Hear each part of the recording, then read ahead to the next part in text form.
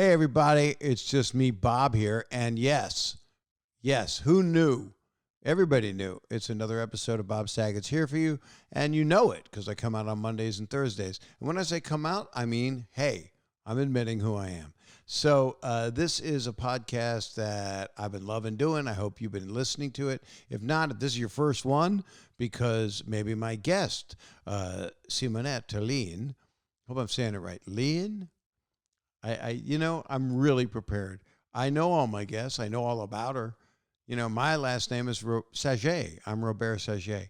She is just fantastic. I did her show on Instagram, and then I find out it's like 17, 18 million people saw it. And it's a video show that she does, and it's her show, and she is so positive and so interesting. And Forbes magazine just came out with her as the number 5 biggest influencer in fashion online, and she is in life as well. She's originally from Milan. She's going to tell us about that, and she has wonderful non-for-profit skills and wonderful things she's trying to do out of Philadelphia, my hometown. And so you're going to want to hear this, and this will be one of your favorite episodes because I don't think I'm going to talk very much. She really goes off and does her thing, and it's quite charming and effusive and spot on passionate. And she's very knowledgeable and has the strength of that I find inspiring, that you can do anything. She came here as an immigrant.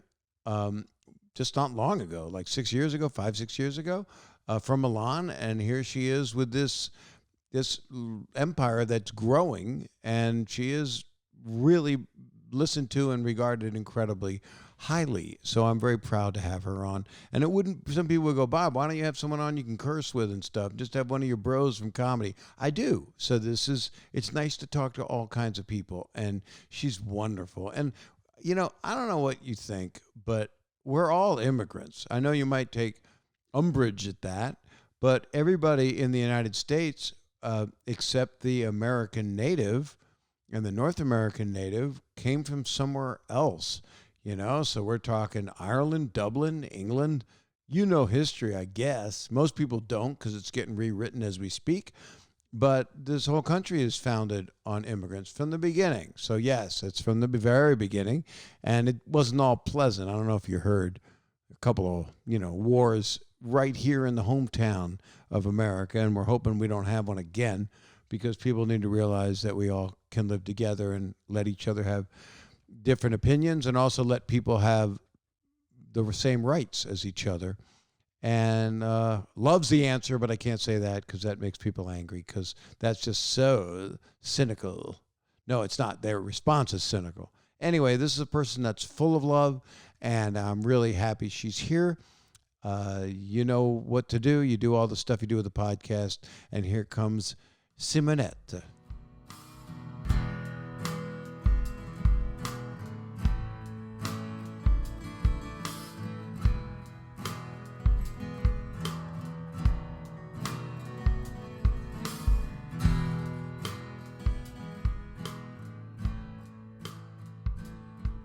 Hi, Simonetta. How are you?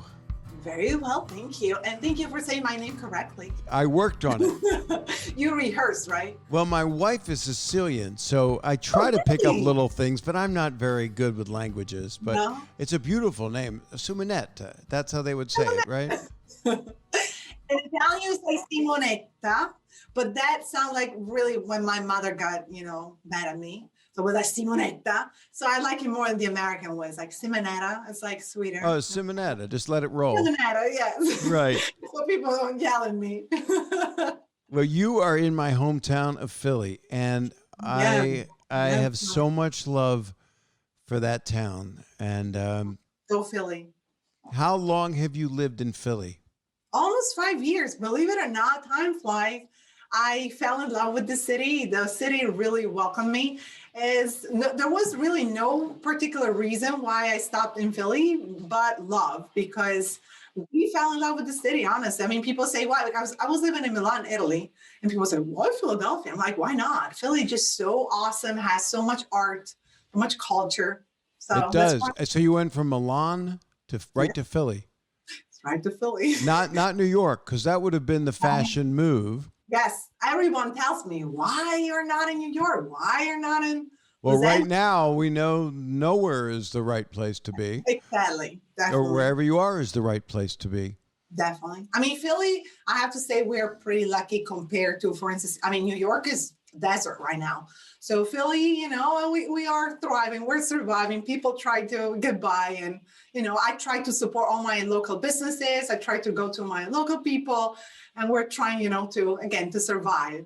Philadelphians are resilient. Very much so. Very much Yes, so. And I think for the most part, Americans are. I mean, I agree. human beings are. I mean, we are all trying to fail upward through this thing so we can get there and get past this. And that will be a lovely day. But we still have to enjoy our time, even in the difficulty somehow. And that's what I love about you. You're so positive. Well, And you honored me by having me on your Instagram podcast, broadcast, your show. And I was familiar with you because I try to be a little fashiony now and then, right? right? And then when I was asked to be on your show, then I went, oh my God, you're such a major influencer in everything. You're one of the top influencers, period. You're the number one influencer on Instagram in fashion, and Thank you. but that's true. And then I went and found out, oh, Bob, by the way, with Simonetta, your podcast, your episode with her was like 18 million people saw it. So you are seen all over the world. Forbes just did a list. They put me as one of the top 5 in the world. So, being named by Forbes is kind of a big deal. That's slightly large, and top 5 is, yeah, I'm number. And I'm a freaking immigrant. I just want to say I came to this country with nothing, and Forbes USA put me as one of the top 5. So I'm so proud because it really shows that, people can do whatever they want if they set up their mind to, especially in America. And I have to say, I love this country. This country gave me a lot of opportunity. Philadelphia gave me a lot of opportunity. So I'm a freaking immigrant, and I did it. You are a testament. It is what this country is and what it's supposed to be about. And it's beautiful to see that reinforced because it does create miracles for people. It does. Absolutely.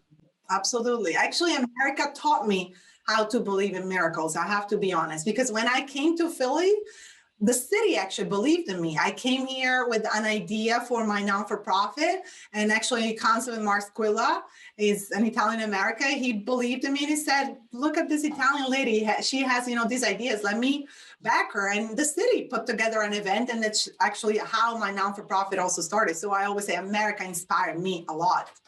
And it's the same non-for-profit that I'm lucky enough to do something for? Yes, of course. Yeah. So before we mention that, because I want to talk about it a lot. So in Milan, were you in the fashion industry? Were you were modeling? You did modeling, a lot. Yes. And also I was always in the entertainment in general. So I really started as a young model and a young actress. I wanted to be an actress when I was 16, 17. I studied with the actor studio. I actually was paying all of my lessons with actors of the actor studio, literally translating because they were speaking in English and Italians don't speak usually good English. So I was translating for them and then cleaning the bathrooms, doing whatever, it takes to pay my tuition. And that's what I wanted to do. And then for some reason, I started to be also good in television. So I was also starting to pay my bills as a regular actress. I was doing commercials and all of that. And then what happened is that I wrote a book.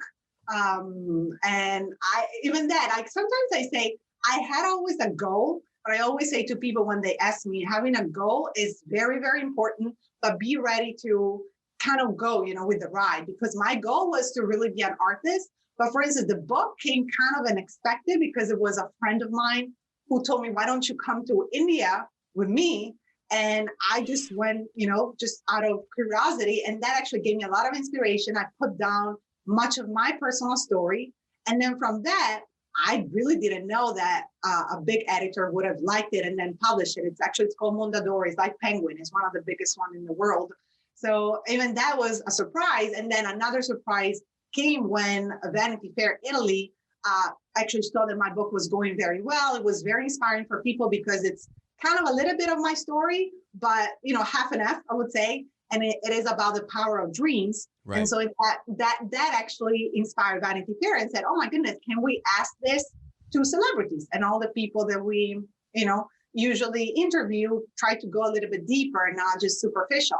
And that is another, tassel that came into my career. So I always say to people, sometimes, things happen, not in the precise way as you imagine them. Often not in the precise way. Yeah, I've had the same kind of career where doors would open that I didn't expect. I didn't think I'd be on Full House. I got fired from another show on CBS that was nationwide, but they fired me.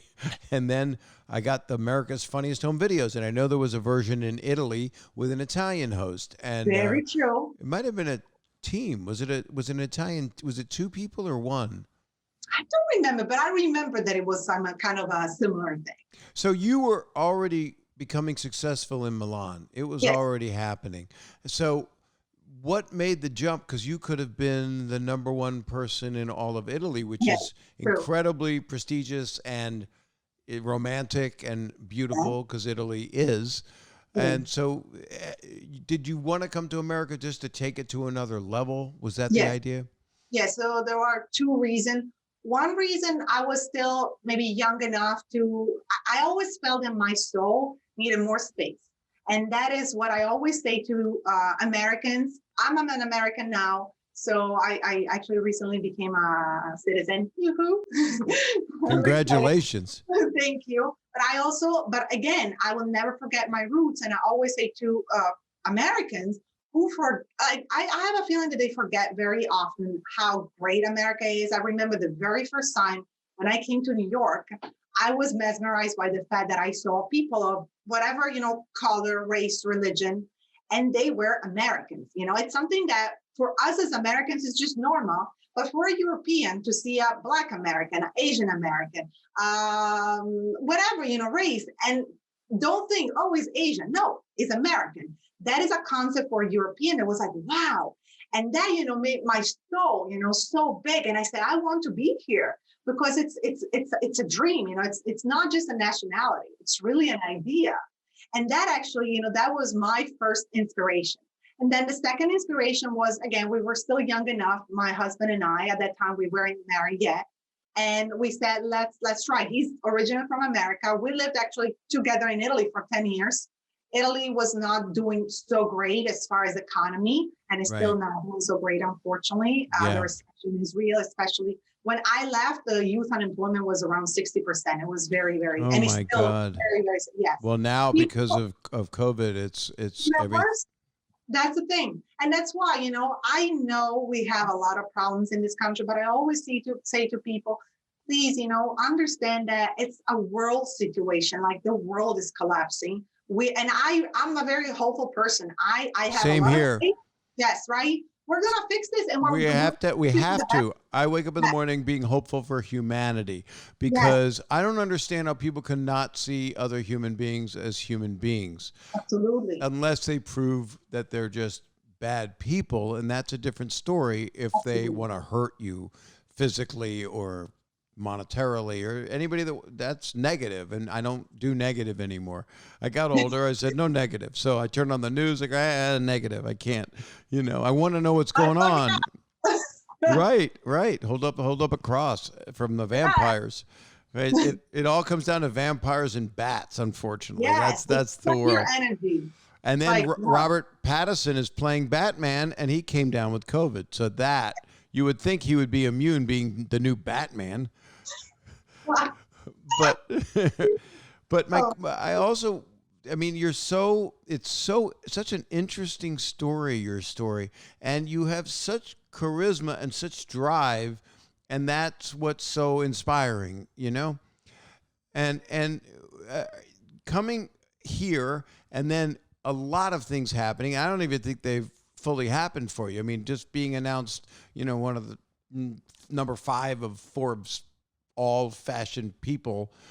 You have a sense of taste. You have an understanding of all of it, I mean, what would be, I hate saying this, it's going to sound so silly. What's next for Simonetta? You know, what's your goal right now? Because you can do anything, even in quarantine. Yeah. So I have to say that, again, in this quarantine, I really developed a lot of connection with God. And the more I grow, the more, I'm understanding what my grandparents used to teach me, what my parents used to teach me.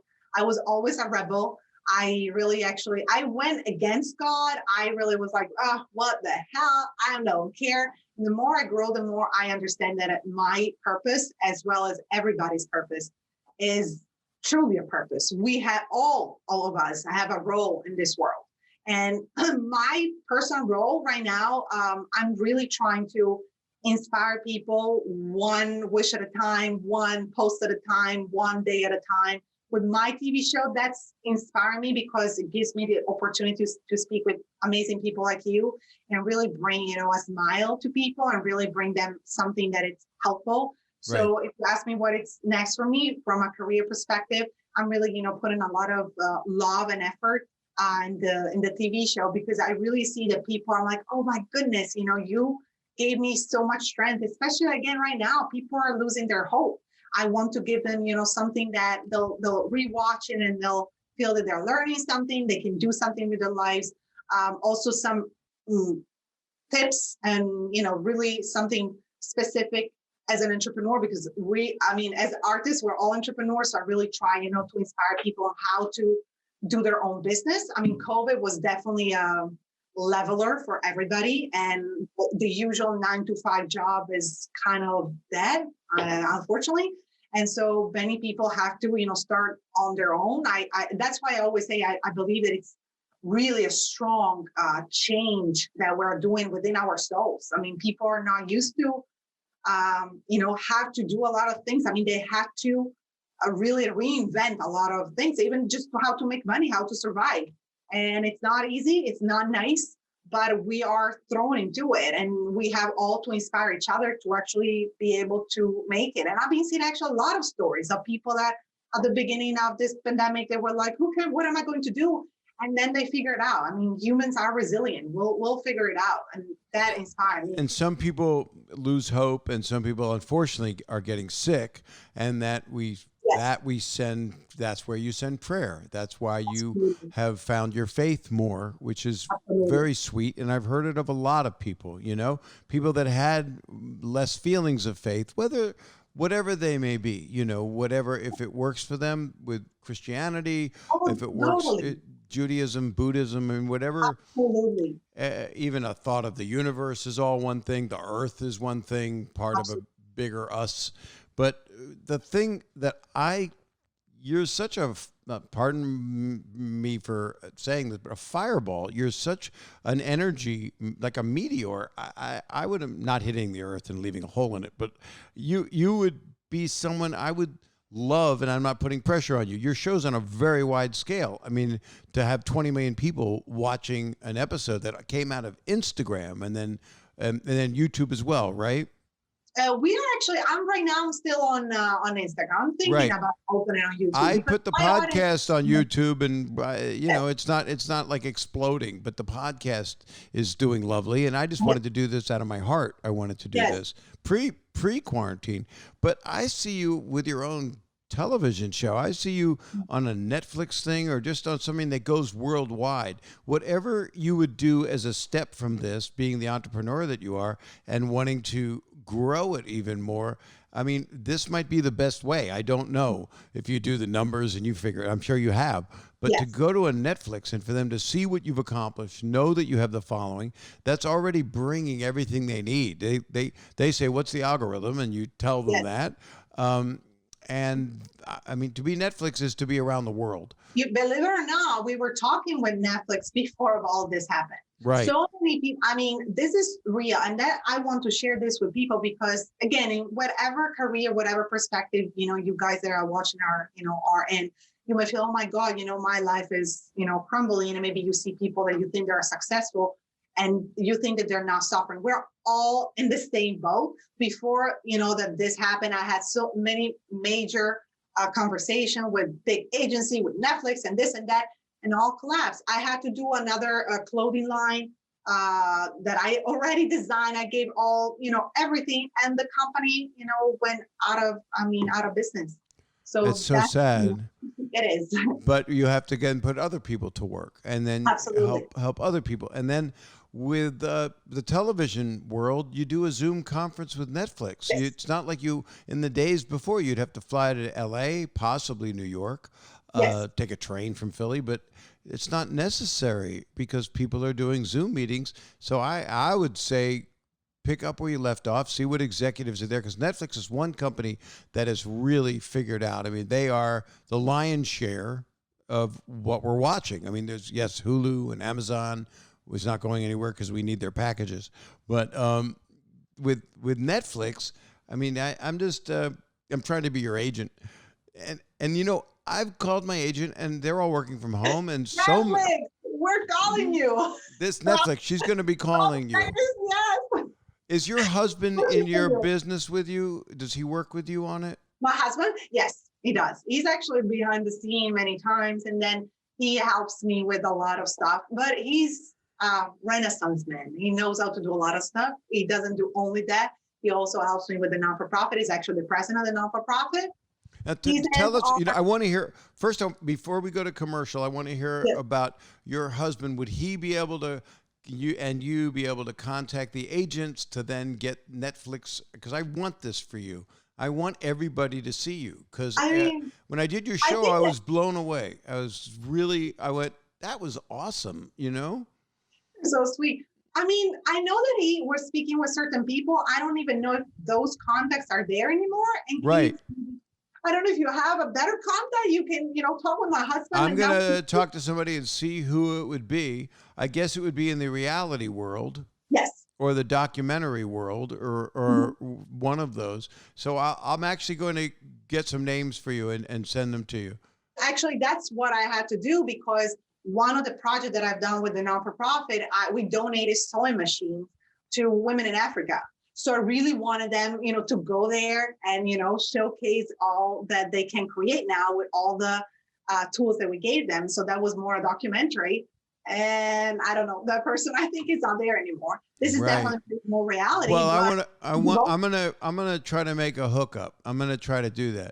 And now we're gonna take a quick break. When we come back, I want to know all about your non-for-profit, of which I get to do a participation just to help it out, because it's wonderful. Thank you. So we will be right back.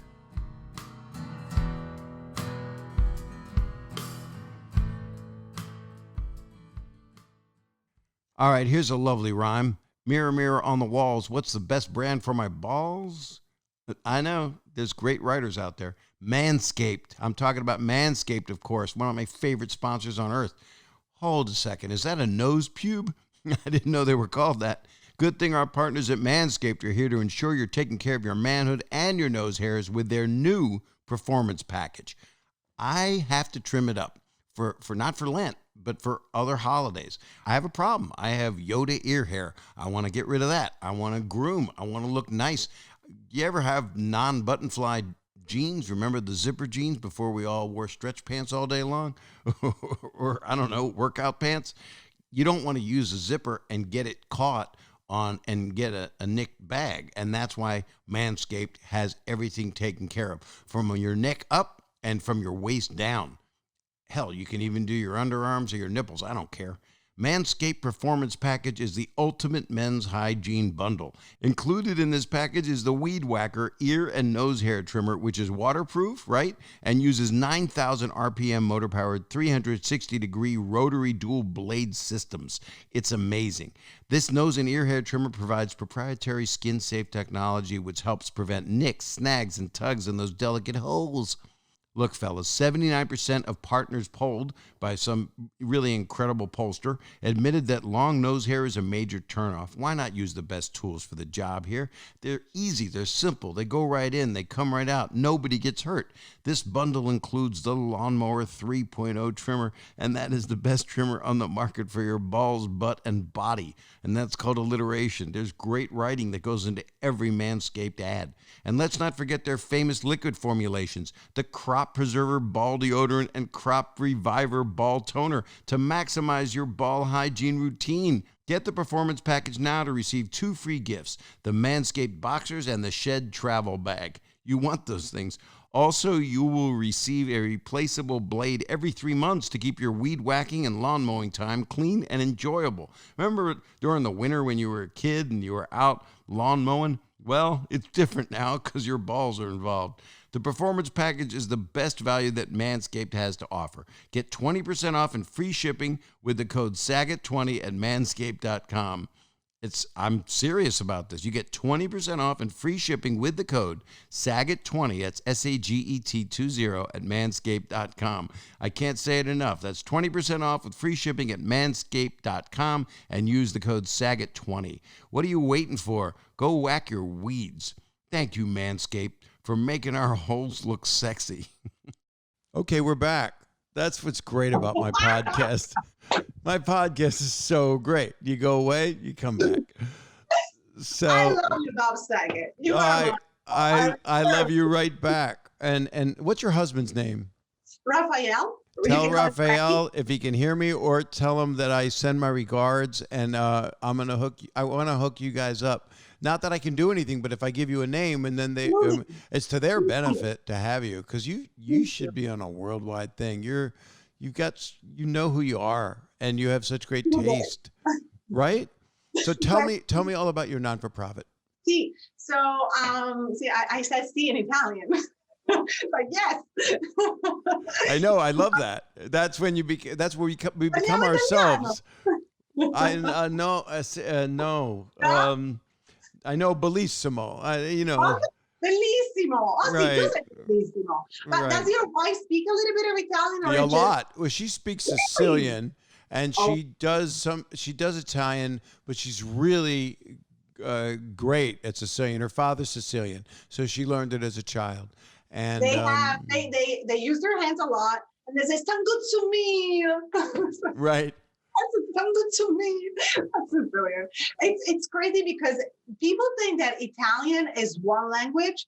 True, it is one language, but we have so many regions and we have so many ways of saying things. So it's funny. I'll tell you before I go to the non-for-profit. Like for instance, if you want to say "let's go" in Italian, it's andiamo.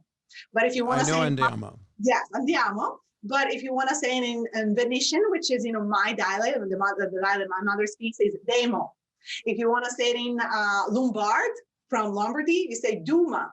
If you want to say in Pugliese from the Puglia, you say scemanin. It's complete another. I know it's so interesting. It's not unlike the United States in a way, where you go in Boston and then you're in New York and then you're in the deep South and then you're in like California. Everybody has a weird, different, unique, wonderful way of talking. And I know in Sicily, there's still people in such close proximity, just hundreds of miles. Yes. There's not always great relations. They have just like everywhere. People don't always love their neighbors, and that's so true. It's like moving into a house and then deciding the guy on the left you don't like or the guy on the right. It's like we gotta coexist, and life should be. A lot of people don't know. In Italy, we have still a lot of this north and south. People don't realize that. We, of course, kind of coexist, but there's still, I was watching a documentary about Maradona, the soccer player. Yeah. And I actually cried because I didn't know he was playing with the Naples, the team. He was God for them. Go Naples. And, if you still go, and for people that would like to go and visit, Italy, if you go to Naples, you'll see actually the statues of Maradona, like if it's God, literally in the street, they like pray to Maradona, they do all of that. So that's, their idol. When he was going up the north, to play in Verona, Milan, and all of those places, they were literally, screaming against him, like very racist stuff, like go back to the South and all of that. I had no clue, I feel so bad. I'm like, why people cannot just coexist? That's reality. It does happen. Well, when it comes to athletics, we have it here in the States. Boston's close to New York, and yet you put the two baseball teams, the Yankees against the Red Sox, and at each other. But I don't think a lot of fights break out over it. Although right now, who knows when things come back. Yeah. Hopefully all the pressure will have been let out of the cooker and people can get it all out. We can fix a lot of things. We can listen better. Yeah. And we can get to a better place. That's what we all are praying for. Absolutely. And can I say something? I miss Nick Foles. Who? Nick Foles, the Eagles. They sent away. That's so upsetting. We all miss him. I want Nick Foles. If you listen, we miss you in Philadelphia. We won the Super Bowl with Nick Foles, and they sent him away. Why does that's his deal was up? I was like, come on, we're stubborn. You know, I was so proud because, again, the Philadelphia Eagles never won the Super Bowl, right? And they won it after 2 years that I moved to America. I'm like, yes, you know, lucky charm. And I'm like, okay, can we re-win it again? It's like, maybe you need a live daily show on some major network or syndication where you get to express this stuff and it comes out pretty quickly. So, yes. So if the Eagles lose, you can vent right away. You don't have to wait for a week to get the podcast up or your show up. Call Nick Foles back. But you can always do that. If you have a Netflix show, you can always say what happened to the Eagles. I hope not. I hope they come back strong. I want them to know that the Philadelphians are sad. We love our Eagles. So I do too. When they won, I went insane. Right? Well, I was living honking. I was in the streets. I was in Northeast Philly when the Flyers won. The original Flyers. You were in Milan living the high life or struggling or both. And I have a feeling you were struggling. And like you said, you were working hard and living this wonderful other life. Yeah. I kind of did that. I would do stand-up comedy and then I would also work hard. And but I was working in a delicatessen in Wyncote, Pennsylvania, which is not far from the Keswick Theater where I like to go sometimes. And I was there when they won. And Philly fans get a little out of control when their team wins. Cars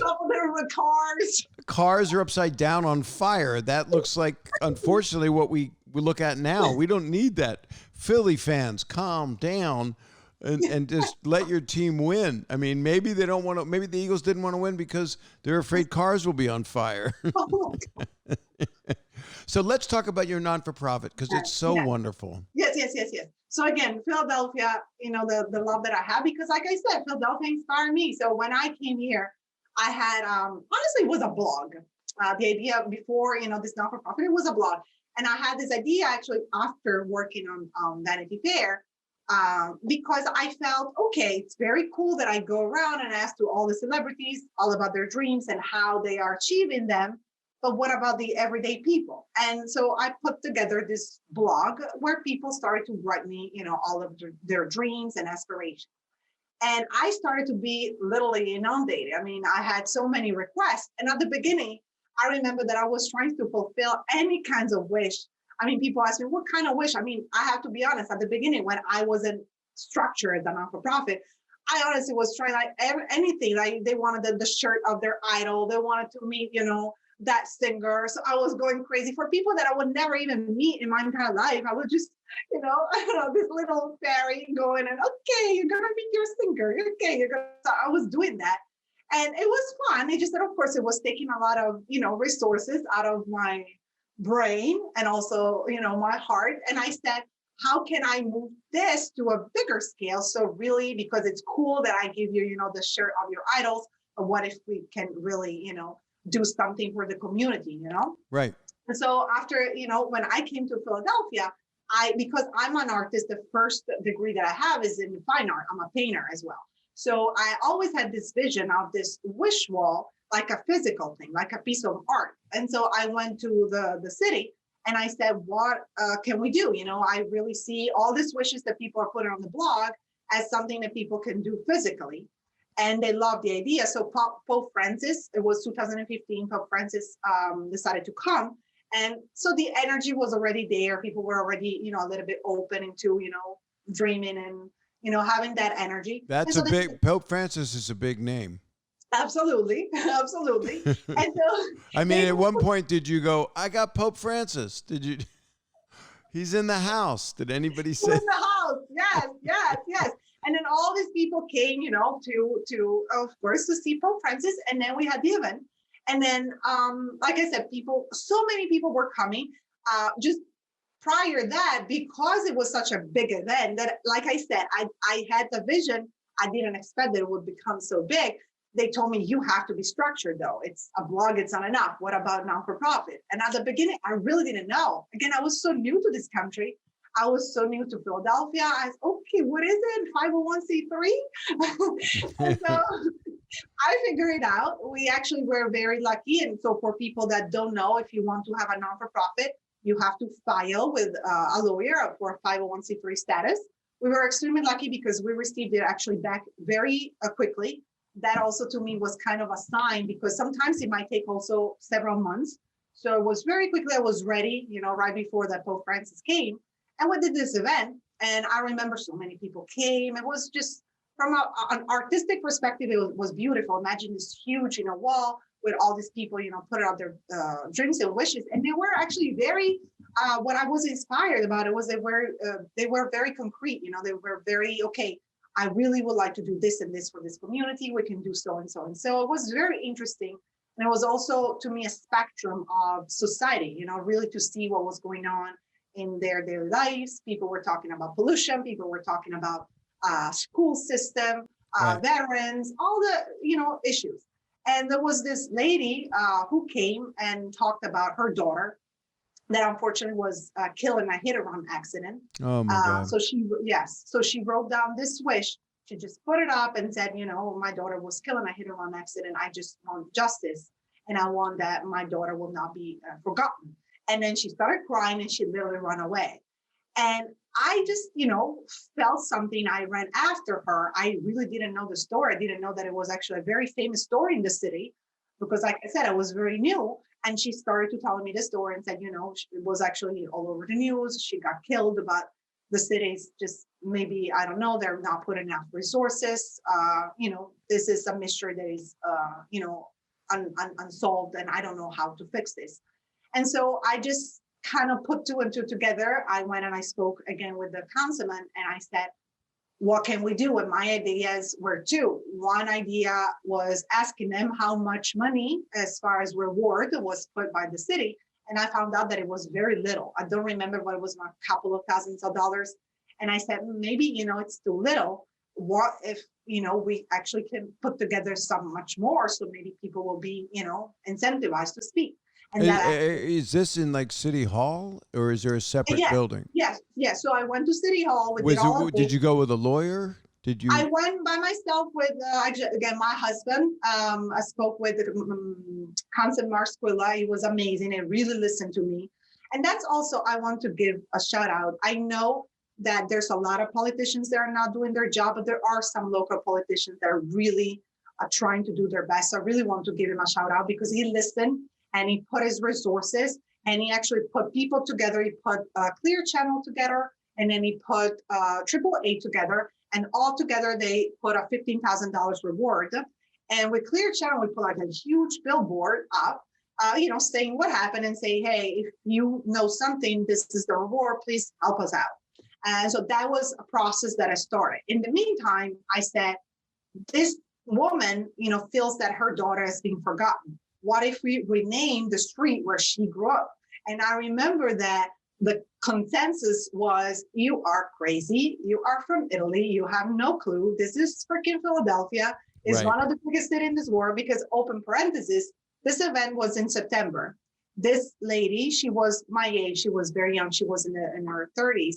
She was killed a year prior, actually on December 23rd. So that December would have been a 1-year anniversary. And my determination was, I said, no, these people cannot have a Christmas without some type of closure. We have to do something. And everyone told me, there's no way. This is Philadelphia. You don't understand. The mayor has to be involved. And I know, again, for people that don't know, if you want to do something like this, they were right. It's true. The mayor has to be involved. Right. It's a long process. But listen, it was, again, end of this September when I started all of this. I really didn't know until that very day. I remember it was a rainy day. I went there to, actually it's called Kimball Street, and they were there putting up the sign. And Councilman Rasquilla came, and so that street, it's called Kimball Street, is forever renamed the Teresa Pozzi's Way. So if you go to the Italian market next time that you come, we can go together if you like. Wonderful. You're gonna see, Kimball Street renamed as the Teresa Pozzi's Way, and that to me showed that I understand that things are difficult. And trust me, I don't want to, downsize what they told me. I know the mayor had to be involved. I know, but the mayor got involved. He Right. got, this Italian lady. They made him do so, and they were so wonderful, and they signed everything. So that happened. A lot of people don't have the fortitude to do that, and and they think they can't fight City Hall, No. But you're that person. That's what's so wonderful, is that to be able to do that. I'm sure for her mother, it is not forgotten. She's not forgotten. Well, that's the thing. She's She there. told me, it's bittersweet. Of course, she'll not come back, but at least, she looks at the street sign every single day. She says, she's looking up, she's looking down from heaven, and at least something gave her closure. And then The mayor of Los Angeles told me when I die, they're going to give me a fire hydrant named after me. And it's for dogs. It's mainly for dogs. I don't think it's even going to be functional. I saw the video. Is that video that you have on Instagram? Is that your dog? Yeah. Yes. That was my dog. He passed on. Oh, when? I lost my doggy too. Years ago. He was a King Charles Spaniel. He lived 9 years. He had cancer, and I tried to keep him alive for a year. What was your dog? My dog his name was Lou. He was born in Rome, Italy. He came with us. So he was an immigrant and a traveler. And he lived almost, I believe that he died. It was almost 18. So, I kept him. That's fantastic. He was a red terrier. Oh. And, he just, unfortunately, at the very end, he was strong and happy until the very end. And then the last, few months, I was literally, feeding him every day and trying to keep him alive. I was giving. Dogs are our, babies. They really are. And I got him as a puppy. Really for my girls, and then their mom and I got divorced, but he was my son and her son, so we would have wherever the girls would go. One week, Alan, his name was Alan. He was named after one of my dentists, Alan, and from Philly, who's no longer with us. Life is so crazy. You name people and you go, oh, they're no longer here, and it's like you realize how precious life is and how this is a very delicate time we're living right now. And to stay involved and to stay with purpose and to have drive like you're talking about is inspiring. And that's one of the reasons why I know you do your show, because it helps reaffirm that for you. And even you saying those words, and I'm sure, with your faith, are you able to go to church? Are you able to physically go? No, not really. So, of course, churches were closed. I know that right now they are reopening. I'll be very honest, I still don't belong to a church. For me, I'm mostly, like you were talking, actually, I practiced Buddhism for many, many years. And then that's why I'm always very open into, any kind of religion. For me, it was like kind of a personal rediscovering of God, and, kind of putting all the dots together. Because even there, if we really study all kinds of religion, we understand that at the end, you might say things in a different way, but the goal is the same. But it is the same. It's about love, and it's about not doing bad things to others. It's pretty straightforward. Absolutely. The 10 Commandments are like, don't covet thy neighbor's wife. That means don't go next door and do bad stuff. Absolutely. True. But again, for instance, I'm studying the Bible right now by myself. Awesome. I'm really finding, a lot of inspiration, truth in it. Many things really speak to my daily life. So, and then that's why I really would like to encourage people, when you feel that you are, you say you're bored, blah, blah, blah.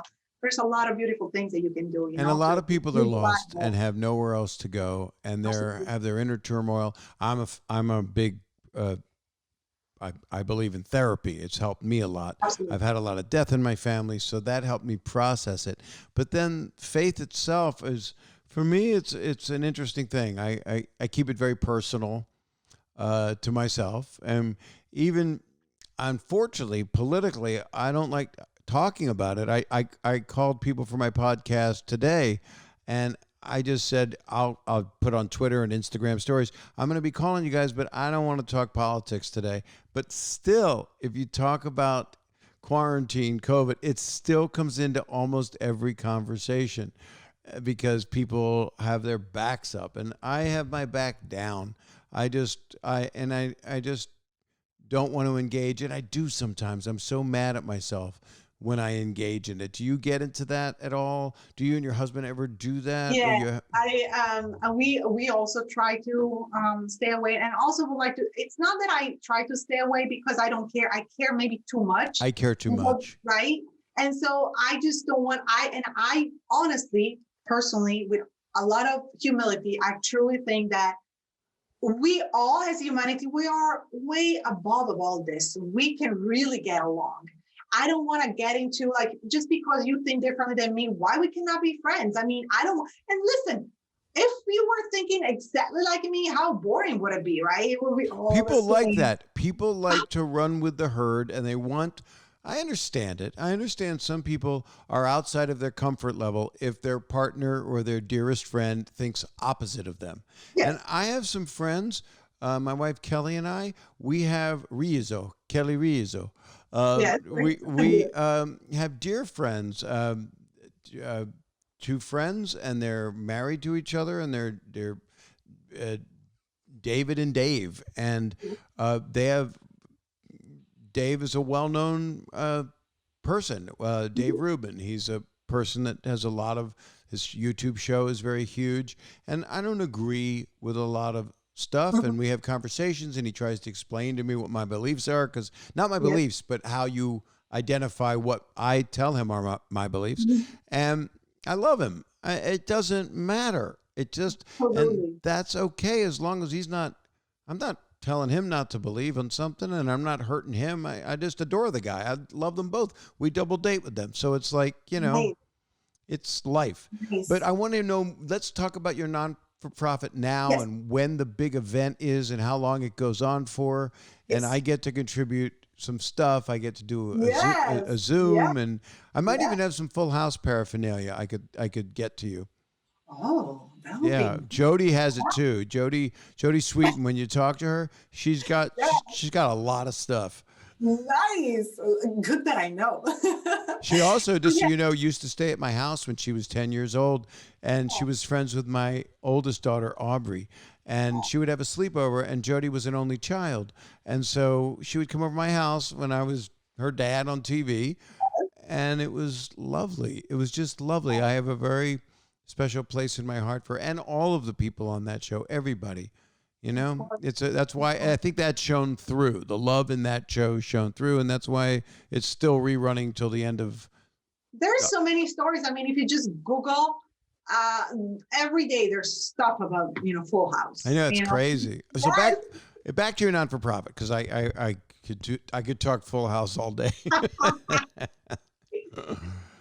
My non-for-profit, before closing with what we're going to do together, I just wanted to finish the story before. So I said that we renamed the street, but then of course the big mystery of this again, it was unsolved. The fact that it was a hit and run, no one knew who did it. I didn't know there was more to it. I didn't realize there's a resolution here. So now I am all ears and eyes. So what happened is that we did the first part, and I thought, of course, still, I felt it like a miracle. And then we put that super big billboard, like I said, with the reward. And I remember, now we're talking a couple of months later, the lady, receives like an officer goes there to knock the doors and said, we found it. So basically, thanks to that billboard, someone finally spoke and, gave all the information. And I actually went to the trial with them, and that was the guy.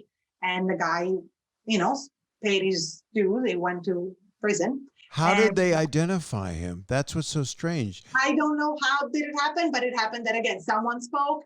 gave all the information. And then again, I believe that then he admitted it. And when he went to trial, he admitted it. And and then after that, the crime commission here in Philadelphia called me and said, "Do you want to work with us?" You're a hero. You're amazing. That is, I feel bad I cut you off. That is the best.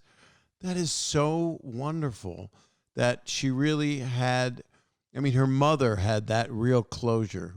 Yeah, she But really. it doesn't bring her back. That's hit and Yeah, run. Hit and run. It's any accident, you know. But absolutely. the people that leave, how do you can't how do you leave? And also, what I liked is that the fact that we gave that message. I mean, we let everyone know that, listen, we're watching. If you do some bad shit, sorry, oops. But Oh, you you don't you don't have to worry about cursing around me. all right. Oh, I'm a potty mouth. But that was really gave me inspiration myself.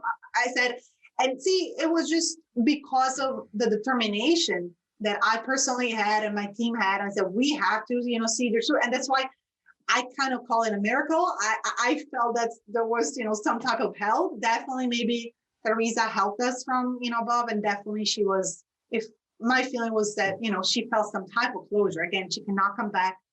But and I think that it inspired also a lot of other families. The idea that cities can also not forget about their constituents. That would be nice, because Well, people. if you get a billboard put up like you did and the kind people that put it up, that's how it happens. And we don't see that a lot because there's a lot of hit and runs in major cities. There are. A lot. And people are killed and no one. There are times, do you know this man? I've seen that.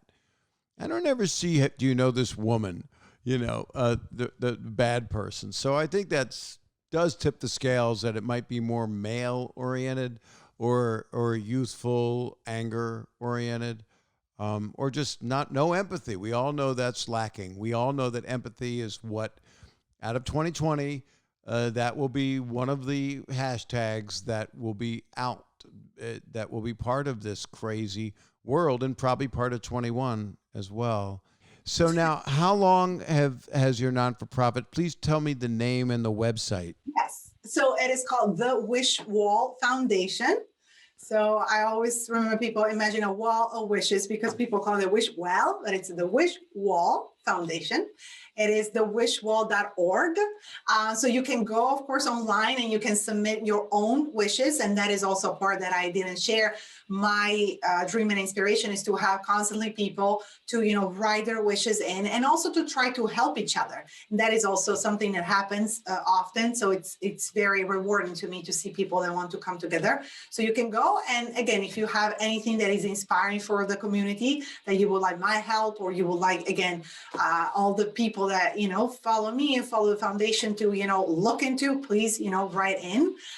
In December, we're going to do a non-for-profit charity auction and you will be part of it. So again, they will, give a Zoom meeting. And then we were also talking with your team to hopefully you'll go back performing. So Yeah, maybe next year, the year after, tickets exactly. Complimentary to my show. Come back and meet me afterward because I'll be in Philly or wherever someone donates from. Exactly. I'll go as far as Jersey.